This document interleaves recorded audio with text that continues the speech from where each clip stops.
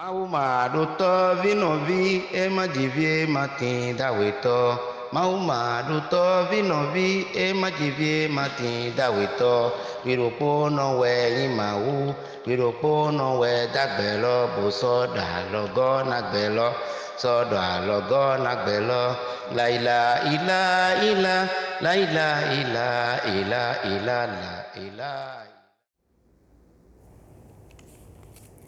Amis téléspectateurs, assalamu alaikum wa rahmatullahi wa barakatuh. Nous sommes revenus sur ce plateau aujourd'hui pour vous parler du don de sang. Le don de sang, comme vous le savez, vous connaissez ses mérites, mais quand même il reste des polémiques, il reste des doutes, n'est-ce pas, selon que vous soyez témoin de Jéhovah ou que vous soyez vaudouiste. C'est pour cela que ce matin nous allons discuter de ça, et pour cela j'ai invité mes deux invités traditionnels, les deux Yahya, M. Saab Salam alaikum wa barakatuh, et le missionnaire Abladon Yahya, M. Saab Salam alaikum. Non, missionnaire, comme je le disais à l'introduction, nous allons parler aujourd'hui du don de sang, n'est-ce pas? L'objectif ici, c'est d'amener des gens à donner plus de sang, n'est-ce pas, pour sauver des vies. Mais maintenant, il faut qu'on les rassure aussi et qu'il faut que vous nous informez de toutes les démarches qu'il y a autour pour pouvoir donner le sang. Donc, le sang récupéré, à qui est-ce que tu es destiné? D'abord, commençons par là. Le sang récupéré est destiné aux malades en général. Et également, les grands brûlés. C'est ceux qui ont suivi une brûlure, les intoxiqués, les gens qui ont suivi la chimiothérapie, et également les gens dont la pronostic de vie est engagé, c'est-à-dire ceux dont ils ont besoin du sang là pour suivre. D'accord. Donc, c'est à ceux-là que le sang est destiné. D'accord, merci beaucoup. Maintenant, y a-t-il pas d'autres risques en dehors? C'est vrai qu'on veut sauver des gens. Maintenant, si vous sauvez des gens et que on leur inocule un sang qui n'est pas propre, vous savez, il y avait en France un temps, on a parlé de la crise de sang contaminé. Ouais, donc, quels sont les risques aujourd'hui en attendant d'arriver aux dispositions qui sont prises pour pouvoir éviter les problèmes? Quels sont les risques potentiels? Ce que nous devons savoir, que vous savez, toute chose a des risques. Maintenant, Dieu merci, alhamdulillah, aujourd'hui, grâce à l'évolution de la science, ces sangs qui ont été donnés par les donneurs ne se transfusent pas comme ça aux gens qui sont dans le besoin. Ces sangs, d'abord suivis des analyses, jusqu'à 60 analyses avant pour pouvoir savoir si ce sang donné par le donneur ne contient pas des maladies. Et une chose à savoir, le sang qui est donné, en général, le sang est composé de plusieurs matières. Il y a les globules rouges, les plaquettes, le plasma. Maintenant, on regarde ce dernier qui est dans le besoin. Il a besoin de quoi dans ces composantes du sang? Et c'est ça, on prélève et on donne aux démunis, aux malades.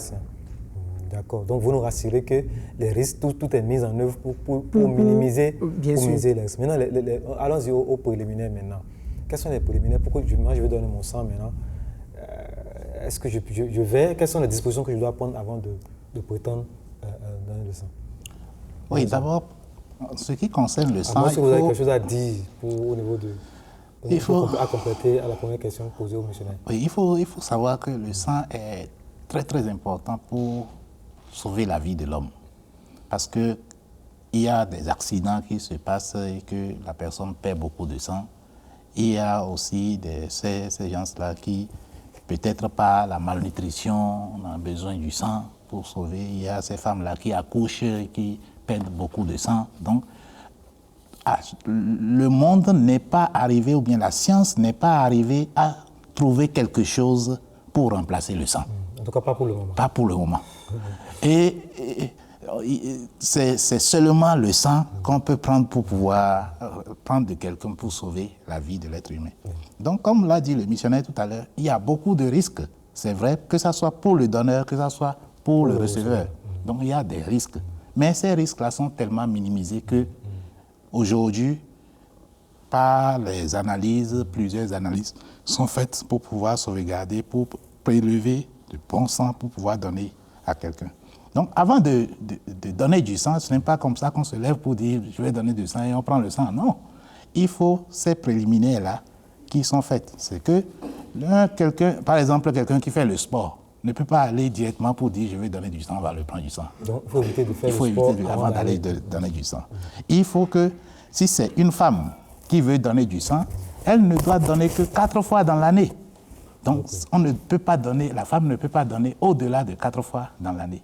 Et si c'est un homme qui est donneur du sang, il ne donnera que 8 fois dans l'année. Surtout que ce serait dans l'intervalle de 8 semaines avant de donner encore. En dehors de ça, il faut que la personne soit en bonne santé. Ça, là, c'est garanti. Ça, c'est assuré. Donc, si tu n'es pas en bonne santé, tu ne peux pas dire, tu n'as pas la peine d'aller dire que je vais donner du sang. Si la personne souffre, par exemple, de certaines maladies, telles que l'hépatite A, l'hépatite B ou bien même le diabète et autres, ce n'est pas la peine de se gêner pour dire « je m'en vais pour donner du sang ». Donc, il y a beaucoup de facteurs, tels que le tatouage. Celui qui se tatouille ne peut pas donner du sang, à moins que ça fait déjà presque 4 mois avant de pouvoir dire que je vais pour donner du sang. Donc, la qualité du sang, c'est ça qui est recherché par ces scientifiques-là. Et puis, lorsqu'ils prélèvent ça, ils amènent ça dans la banque du sang et puis ils donnent ça à celui-là qui est réellement dans le besoin du sang, comme l'a expliqué le missionnaire tout à l'heure. Bien ça. Avant tout cela, le donneur est invité à un entretien pré-don par un infirmier ou un spécialiste pour pouvoir savoir si réellement il remplit les conditions pour pouvoir donner le sang. Ok, d'accord. Merci beaucoup pour cet ajout. Il faut dire qu'on ne peut pas être à jeun pour donner du sang aussi. Il faut forcément manger. Il faut boire beaucoup d'eau. Donc, tous ces conseils-là sont donnés par les spécialistes avant de pouvoir donner. Voilà, donc venons-en à l'islam. Est-ce que l'islam est-il favorable au donner du sang? Allez-y, monsieur. L'islam est favorable pour donner du sang parce que le Saint-Coran nous donne des enseignements comme je vais le citer tout dans le Saint-Coran. Le Saint-Coran nous dit Bismillahirrahmanirrahim min ajl zalik katabna ala bani Israël annahu man qatala nafsan bi ghayri nafsin aw fasadin fil ard faka'annama qatala nafsan jami'a. C'est-à-dire, celui-là, c'est pourquoi nous avons prescrit aux enfants d'Israël, à savoir que celui-là qui tue une personne ou bien qui fait le mal sur la terre, nous allons le considérer comme il a tué toute l'humanité tout entière. Et le verset continue en disant Man ahyaha faka'annama ahya nasa jami'a. Et celui-là qui donne la vie à une seule personne, c'est comme si nous allons le considérer comme il a donné la vie à l'humanité tout entière. Donc, ce qui est important ici, c'est la vie, sauver la vie de l'homme qui est en danger. Ça, c'est très, très important et l'islam met beaucoup d'emphase là-dessus, disant il faut préserver la vie, il faut sauver la vie. Quand la personne est en danger et que c'est le sang qu'on a besoin, l'on peut toutefois lui donner du sang. Pour le sauver. Pour sauver la vie. Ok, mais ça. Sur ce point précis, qu'est-ce que vous avez ajouté en tant qu'imam? Qu'est-ce que vous devez ajouter sur ce point précis de... Oui, sur ce point, alors le Saint-Coran nous dit Wa ahsinu inna Allaha yuhibbul muhsinin. Et faire le bien, en vérité, Allah aime ceux qui font le bien. Donc on considère que donner du sang, c'est faire du bien. À voir ce verset, donner son sang, c'est également le fait de faire du bien. Or, Allah dit que lui aime ceux qui font le bien. Donc, c'est comme une manière de faire la charité. Dans plusieurs endroits du Saint-Coran, Allah nous dit également que Ya ayyuhalladhina amanu hal adullukum ala tijaratin tunjikum min adhabin alim. Oh, vous qui croyez, Vous m'excusez. Allez-y.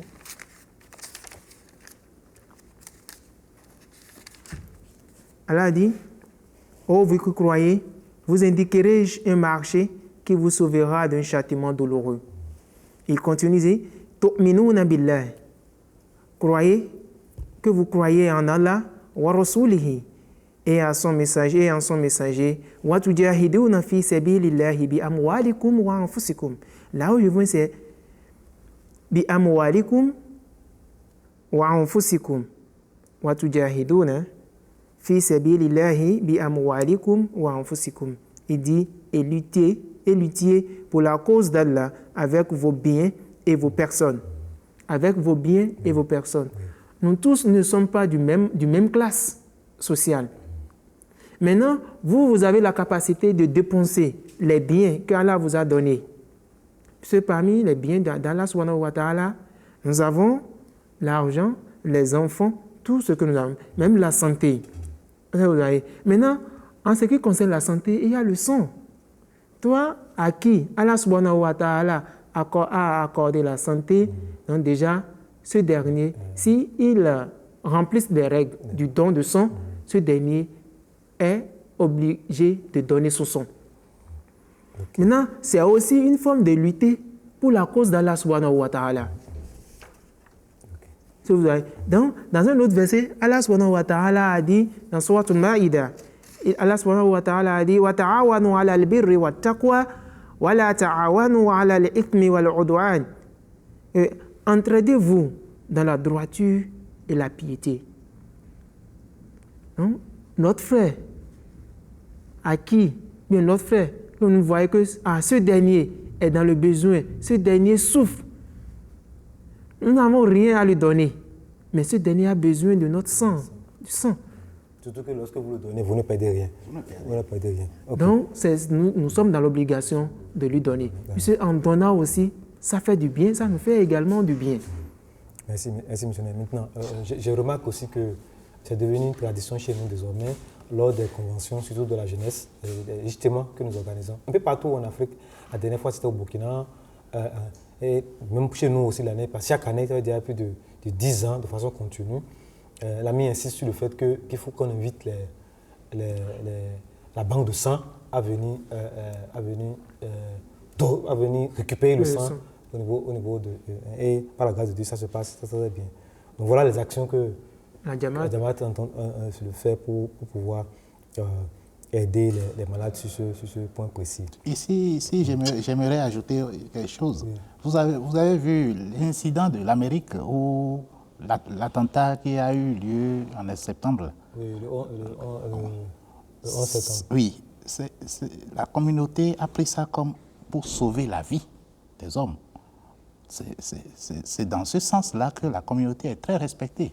Au lieu de créer des attentats, au lieu de tuer les êtres humains, nous contribuons pour sauver la vie des êtres humains. Donc, c'est très important de noter ça. Parce que le saint prophète Mohammed sallallahu alayhi wa sallam a dit, Allah aide le serviteur, c'est-à-dire la personne qui aide son frère.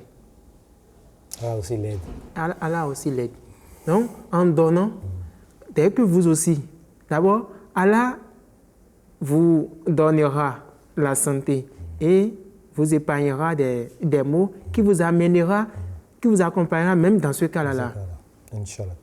Donc, merci beaucoup, monsieur. Maintenant, il y a quand même une polémique autour de lors de la préparation de l'émission.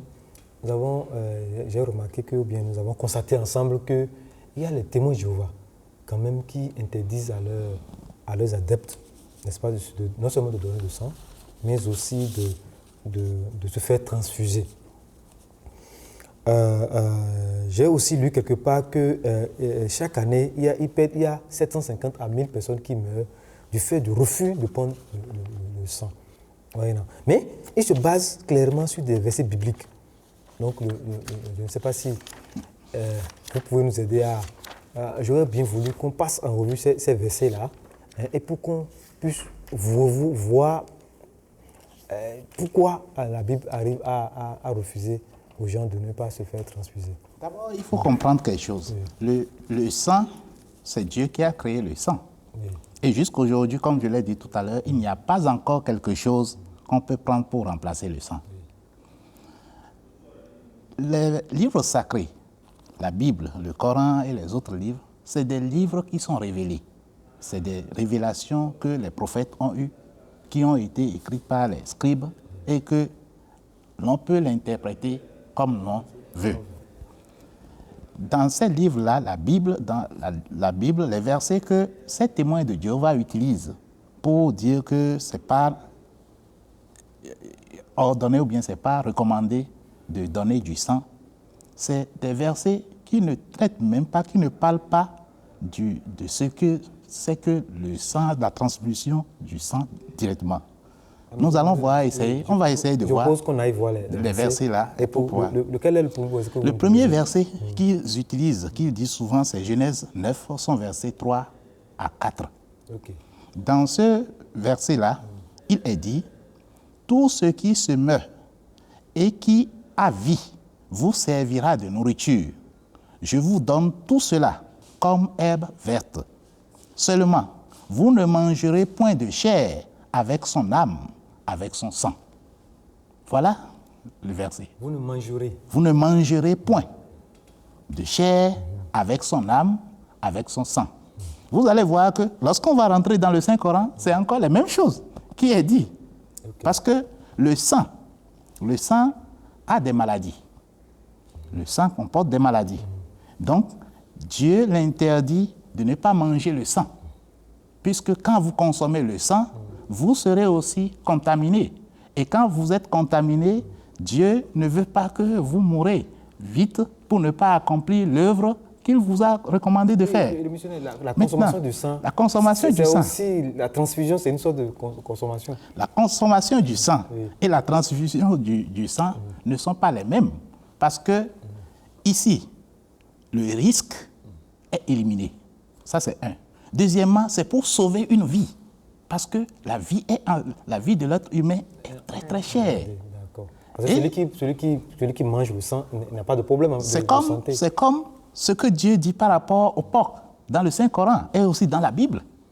Le porc est interdit, la viande du cochon est interdite. Mais Dieu dit, mais si vous êtes en cas de nécessité, c'est que si vous ne trouvez pas autre chose à manger, et que c'est ça là que vous allez prendre pour pouvoir trouver la vie, je vous recommande de le faire. Ce n'est pas pour désobéir, mais c'est tout juste pour pouvoir sauvegarder votre vie. Donc c'est les mêmes choses aussi en ce qui concerne le sang. Donc ce verset-là que ces témoins de Jéhovah utilisent ne veut pas dire de ne pas donner du sang, mais c'est plutôt pour nous mettre en garde que la chair et l'âme résident dans le sang et que méfiez-vous de ne pas consommer le sang. D'accord, monsieur. Allons-y au deuxième. Vous avez parlé de 3 versets. J'ai parlé de 3 versets. Le deuxième verset, c'est dans Lévitique. Lévitique 17, son verset 14. Okay. Il est dit, car l'âme de toute chair, c'est son sang qui est en elle. L'âme de toute chair, c'est son sang qui est en elle. C'est pourquoi j'ai dit aux enfants d'Israël, vous ne mangerez le sang d'aucune chair, car l'âme de toute chair, c'est son sang. Quiconque en mangera sera retranché. C'est Lévitique 17, son verset. Le mot manger qui est là. Lévitique 17, son verset 14. Okay. Donc, vous voyez que c'est encore les mêmes choses, tout comme le Saint-Coran l'interdit aussi. Oui, après vous allez nous dire le verset du Coran. Le verset coranique, mais finissons d'abord avec les versets bibliques. Dans le troisième verset qu'ils utilisent, c'est Acte 15, son verset 28 à 29. Okay. Dans Acte 15, son verset 28 à 29, il est dit, car il a apparu bon au Saint-Esprit et à nous de ne vous imposer d'autres charges que ce qui est nécessaire. Savoir de vous abstenir des viandes sacrifiées aux idoles, du sang des animaux étouffés et de l'impudité, choses contre lesquelles vous vous trouvez bien de vous tenir en garde. Vous voyez? Donc, c'est encore les mêmes choses telles que citer le sang, la viande, les animaux étouffés, égorgés sur les idoles, c'est ça qui est interdit. Maintenant, eux, par leur façon de comprendre, ils disent que, puisque le sang a été dit ici, donc celui qui commet le péché, on ne sait pas le sang de celui qu'on prendra pour pouvoir donner aux malades. Peut-être que celui-là, le sang de celui-là qui a été retiré est impur ou bien est un criminel. Là, on prend le sang pour donner à quelqu'un qui est un saint. Et que c'est. Alors que quand on parle de péché, ce n'est pas quelque chose qui est physique ou bien qui est matériel, qui peut être acheté ou bien qu'on peut quantifier. Donc, le péché n'est pas quelque chose de physique qu'on peut toucher comme ça. Le péché, c'est spirituel. Donc, le sang... Donc, c'est donc une mauvaise interprétation. Une mauvaise interprétation, une mauvaise compréhension des versets bibliques. D'accord. Mais vous nous avez promis de dire... Qu'est-ce que dit le Coran sur le sang exactement? On va faire une comparaison. On va faire une comparaison. Oui. Le Saint-Coran nous dit, dans son Coran chapitre 5, verset 4. 5, verset 4. Dans le Coran chapitre 5, verset 4, nous lisons. Vous est interdit la chair de tout animal mort, de mort naturelle, et le sang, et la chair du porc, et la chair d'un animal sur lequel le nom d'un autre qu'Allah aura été invoqué, et celle d'un animal étranglé, et celle d'un animal battu à mort, et celle d'un animal qui serait mort d'une chute, et celle d'un animal tué d'un coup de corne, et celle d'un animal qui aurait partiellement dévoré par une bête sauvage, excepté ce que vous aurez abattu selon les règles, et celle d'un animal égorgé sur un autel. Il vous est interdit aussi de chercher à découvrir votre destin au moyen des flèches divinatrices. Donc, là, on comprend que c'est les mêmes lois de la Bible qui a été ramenée encore dans le Coran pour le musulman. Donc, la compréhension chez le musulman est tout à fait différente de la compréhension chez les témoins de Jéhovah. Donc, pour le musulman, le sang, le péché n'est pas quelque chose de matériel comme ça là, qui est acheté dans le sang de l'homme, mais c'est quelque chose de spirituel. Tandis que pour ces gens-là qui prennent ces versets-là, le verset de Genèse 9, versets 3 à 5, le verset de Lévitique 17, verset 14, et le verset de Actes 15, verset 28 à 29, ils prennent ça pour dire que c'est interdit, alors qu'en réalité, Dieu n'a pas parlé de cette manière-là, de ces versets-là. Oui, c'est ça. Donc, merci beaucoup. On aura compris que c'est en fait une mauvaise interprétation au niveau de ces témoins de Jéhovah-là. Sur ce point précis, vous confirmez que vous êtes d'accord avec moi que c'est une mauvaise interprétation. D'accord. Mais on va évoluer. Maintenant, il y a une rumeur qui a circulé un temps, surtout chez nous. Bon, on va peut-être conclure par ça. Qui dit que les fétiches, que les gens, que les féticheurs vont à la banque de sang pour acheter le sang qu'ils donnent à leur fétiche. Je n'ai pas vérifié, je ne sais pas, mais c'était une rumeur. Si tant est que c'était vrai, qu'est-ce que vous avez à dire sur ce point? D'abord, il faut comprendre que c'est une notion païenne. Le fait de dire que prendre le sang pour verser sur les idoles et autres, ça c'est la pratique des païens, c'est le fétichisme, ça n'a rien à voir avec le sang que nous avons donné quand même, le sang que nous avons donné quand même pour sauver des vies, je pense qu'il faudrait quand même prendre un certain nombre de mesures de sécurité pour que le sang là puisse aller directement, aller réellement aux malades. Je n'ose pas croire que le sang qui a été donné par un volontaire pour sauver une vie peut se retrouver dans la main d'un féticheur pour verser sur son fétiche. Je n'ose pas croire que des personnes responsables à qui on a confié la responsabilité de gérer le sang des êtres humains peuvent se laisser entraîner par ces païens pour pouvoir récupérer du sang. C'est des choses que nous ne pouvons pas penser. Ce n'est pas réel. Okay. C'est pas réel. Et puis, on n'a pas trouvé quelqu'un en flagrant délit qui a été arrêté pour dire que c'est des rumeurs. C'est des rumeurs qui se circulent pour dire ce genre de choses. D'accord. Donc, allez-y. Nous ne pouvons pas dire que le sang que nous donnons peut se retrouver dans la main de ces genres de personnes. Le sang est donné dans l'intention de sauver des vies et c'est des personnes responsables qui sont chargées de gérer ces sangs. Oh, c'est ça. Donc, il ne nous reste qu'à appeler les gens à donner leur sang. Oui.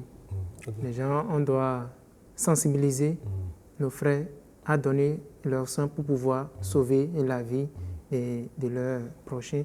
Parce que dans la Bible, Jésus, quand les scribes demandaient à Jésus comment obtenir la vie éternelle, il a dit d'aimer son frère comme tu t'aimes toi-même. Donc c'est très capital. Et le Saint-Coran aussi l'a mentionné, le Saint-Prophète Mohammed sallallahu alayhi wa sallam l'a également mentionné. Donc nous devons le faire et pour pouvoir sauver la vie des autres, des gens qui sont dans le besoin. Bien sûr, on va conclure.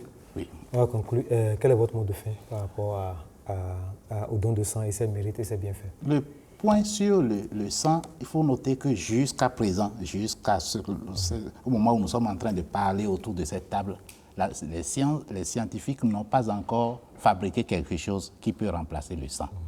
Il y a même des tentatives ils ont créé des globules rouges, mais qui n'ont pas tenu. C'est ça. Donc, il faudrait que c'est pas ça seulement qu'on peut sauver des vies. Et chaque jour, on est dans le besoin du sang. Chaque jour, des enfants sont anémiés. Chaque jour, les femmes, des brûlés, des femmes couchent et puis par manque de sang. Donc, c'est très très important que nous donnons nos sangs pour sauver nos vies. N'ayons pas des idées arrêtées en disant que oui, je vais donner mon sang et puis ça va se retrouver auprès d'un féticheur. Non, le gouvernement ne peut pas accepter ces genres de pratiques. Ceux à qui on confie le sang, c'est des gens qui ont les mérites. Ils savent comment ils peuvent entretenir le sang. Celui qui peut donner le sang, comment ils doivent entretenir ce sang-là avant de le transmettre aux malades. Donc, on ne peut pas dire que nous donnons le sang. Si on a de bonnes intentions pour donner le sang, continuons à avoir de bonnes intentions. Et Dieu, si tu fais du bien, tu auras les récompenses de bien que tu fais. Merci beaucoup, M. Nessab. M. Nessab, merci beaucoup. Nous sommes à la fin de notre émission. On aura compris qu'il faut donner son sang pour sauver des vies humaines. Merci, chers téléspectateurs. Assalamu alaikum wa rahmatullahi wa barakatuh. Wa alaikum salam wa rahmatullahi wa barakatuh. La ilaha illa illa, la ilaha illa illa illa, la ilaha illa, la ilaha illa illa, la ilaha illa illa illa, la ilaha illa, la ilaha illa. Mahuma duto vinovi, majivie matinda weto. Mahuma duto vinovi, e majivie matinda weto. Viropo no we imahu, viropo no we dagbelo buso.